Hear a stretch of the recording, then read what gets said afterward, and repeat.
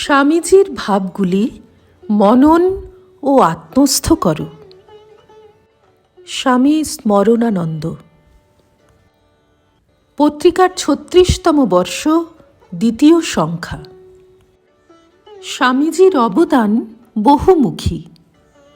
তাঁর রচনাগুলি খুঁটিয়ে পড়লে তোমরা দেখবে কেবল ধর্ম আর আধ্যাত্মিকতা বিষয়েই নয়, স্বামীজির মানসলোক, বিজ্ঞান, কলা, সঙ্গীত, অর্থনীতি প্রভৃতি আরও কত দিক স্পর্শ করেছে। আমাদের অনেক গবেষণা করা দরকার। স্বামীজির রচনায়, বক্তৃতায় অনেক দূরদর্শী চিন্তা ভাবনা রয়েছে। আধুনিক বিশ্বে অতি অল্প সংখ্যক ব্যক্তির মধ্যে তিনি অন্যতম, হয়তোবা একমাত্র ব্যক্তি যিনি ভারত তথা বিশ্বকে বিশদভাবে এবং সুন্দরভাবে বুঝতে পেরেছিলেন। তোমরা যদি শুধু স্বামীজিরই রচনা পড়ো তাহলে সমস্ত ইতিবাচক ভাবই লাভ করবে। এরপর সেই আদর্শের ছাঁচে জীবন গঠন করো, যেখানে কোনো রকম সংকীর্ণতা নেই। সমগ্র মানব জাতির জন্য স্বামীজির হৃদয় ছিল উন্মুক্ত। তিনি মানুষকে ভালোবাসতেন, পুরুষের জন্য, নারীর জন্য কাজ করতে চেয়েছিলেন। কিন্তু স্বামীজি ছিলেন এক শক্তিশালী ডায়নামোর মতো, যা থেকে অত্যন্ত উচ্চ শক্তির বিদ্যুৎ উৎপন্ন হয়।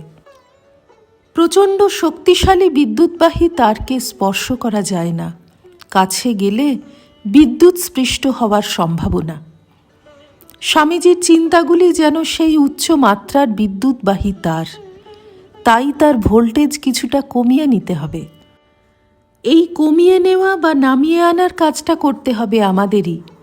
তার অর্থ প্রত্যাখ্যান নয়, আমাদের ব্যষ্টি জীবন তথা সমাজের সমষ্টি জীবনকে একটি বাস্তব গঠন দেওয়ার জন্যই এই উচ্চ ভাবপ্রবাহকে নিচে নামিয়ে আনা দরকার। আমরা ভুলে যাই আমাদের কঠোর পরিশ্রম করতে হবে। একই জিনিসের বারবার অনুষ্ঠানই হলো অভ্যাস। অভ্যাস ক্রমে স্বভাবে পরিণত হয়, আর যখন স্বভাব পুনঃপুন আচরণ করা যায় তা হয়ে ওঠে চরিত্র, তোমার আপন প্রকৃতি। ভালো কিছু স্বভাবে পরিণত হলে তা অতি চমৎকার ব্যাপার। এটা তোমার নিজের জন্য যেমন ভালো, অন্যের পক্ষেও কল্যাণকর। অভ্যাস আর বৈরাগ্য অবলম্বন করে প্রলোভনকে নিয়ন্ত্রণে রাখতে হবে। বৈরাগ্য মানে সন্ন্যাস নয়। যাঁরা সমাজে বাস করেন তাঁদের স্বার্থপরতাকে কমিয়ে ফেলতে হবে, সেটাই বৈরাগ্য। সংসারীদের পক্ষে এইটুকুই যথেষ্ট। সৎ চরিত্র গঠন করার জন্য অভ্যাস আর বৈরাগ্যই অনুসরণযোগ্য পন্থা। স্বামীজির ভাব আর চিন্তা রাশি হৃদয়ঙ্গম করা অথবা সামান্য উপলব্ধিও অশেষ কল্যাণকর। গীতায় ভগবান বলেছেন, স্বল্পমপ্যস্য ধর্মস্য ত্রায়তে মহতো ভয়াৎ। ধর্মের স্বল্পমাত্র অনুষ্ঠানও মহৎ ভয় থেকে রক্ষা করে।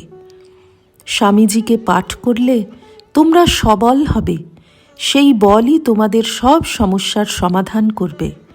আমি অনুরোধ করছি, তোমরা সকলে স্বামীজির রচনাবলী পড়ো, স্বামীজির ভাবাদর্শ, অভ্যাস আর অনুশীলন করো। শ্রী রামকৃষ্ণার্পণমস্তু।